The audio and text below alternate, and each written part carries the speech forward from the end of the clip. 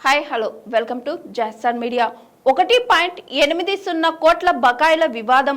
Hero ఆర్యాపై Jubilee Hills police స్టేషన్లో cheating case. ప్రముఖ తమిళ నటుడు ఆర్యాతో పాటు ఆయన నటిస్తున్న అనంతన్ కాడు చిత్ర బృందంపై హైదరాబాద్లోని జూబ్లీహిల్స్ పోలీస్ స్టేషన్లో చీటింగ్ కేసు నమోదైంది.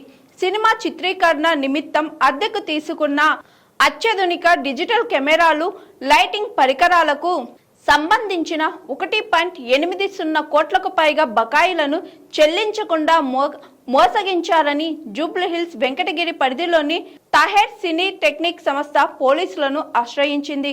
బాధితుల కథనం ప్రకారం అనంతన్ కాడు చిత్ర షూటింగ్ కోసం గతేడాది ఫిబ్రవరిలో నటుడు ఆర్య, నిర్మాత వినోద్ తమ సంస్థను సంప్రదించి అత్యంత ఖరీదైన కెమెరాలు, లైటింగ్ యూనిట్లను అద్దెకు తీసుకున్నారు. మొత్తం 2.12 కోట్ల అద్దెకు గాను షూటింగ్ పూర్తయిన తరువాత మెజారిటీ వాటా అయిన 1.80 కోట్లకు పైగా బకాయిలను చిత్ర బృందం చెల్లించలేదు.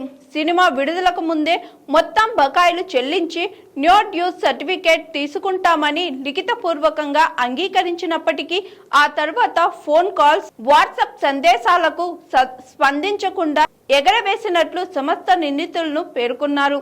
అంతేకాకుండా బకాయిల విషయమై సంప్రదించిన తమ సంస్థ మేనేజర్ను నటుడు ఆర్య, నిర్మాత వినోద్, ఆర్య వ్యక్తిగత సహాయకుడు కిషోర్ కలిసి బెదిరింపులకు గురి చేస్తున్నారని సంస్థ అకౌంటెంట్ జావేద్ అలీ తన ఫిర్యాదులో ఆరోపించారు.